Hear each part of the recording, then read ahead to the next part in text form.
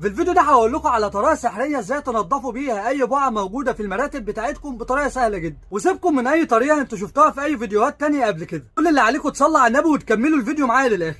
دي خلطة سحرية لتنظيف وغسيل المراتب من غير ما نأثر على السوست بتاعتها. كل اللي هنحتاجه حاجة فاضية وهنفضي فيها كوباية مية درجة الحرارة بتاعتها تكون 50 درجة مئوية. بعد كده هنفضي عليهم نص كوباية كلور أبيض. بعد كده هنحط عليهم معلقة كبيرة من أي مسحوق بودر احنا بنستخدمه عندنا في البيت. بعد كده هنفضي عليهم كيس بيكنج صودا ونقلبهم بقى في بعض كويس. بعد كده بقى هنجيب عندنا أي بخاخ فاضي ونفضي فيه الخلطة اللي احنا عملناها ديت ونركنه بقى على جنب دلوقتي. هنجيب بقى حاجة تانية فاضية برضو وهنفضي فيها شوية مية سخنين وهنحط عليهم شوية خل وهنحط عليهم شوية فانيليا. بعد كده هنحط عليهم اي معطر احنا بنستخدمه عندنا في البيت، ولو ما عندناش غطا صغير من اي نوع شاور احنا بنستخدمه عندنا في البيت. نقلبهم في بعض كويس وتعالوا بقى معايا. هترشوا بقى المرتبه بالشكل اللي انتوا شايفينه ده او مكان البقعه اللي انتوا عاوزين تنضفوها وباي سفنجه اطباق وهتمسحوها بالشكل اللي انتوا شايفينه ده وهتلاقيها بتنضف معاكم بالمنظر ده. وبعد ما نخلص بقى خالص هنجيب الخلطه الثانيه اللي احنا عملناها في الاخر دي وهنجيب عندنا اي فوطه قطن تكون لونها ابيض ونحطها بقى في الخلطه اللي احنا عاملينها ديت، وبعد كده نعصرها كويس ونمسح بيها بقى المرتبه. واخر حاجه بقى ان احنا ننشف المرتبه كويس، يا اما نحطها في الشمس او نشغل قصادها مروحه، او لو بننضف فيها بقعه صغيره ننشفها على طول بالاستشوار.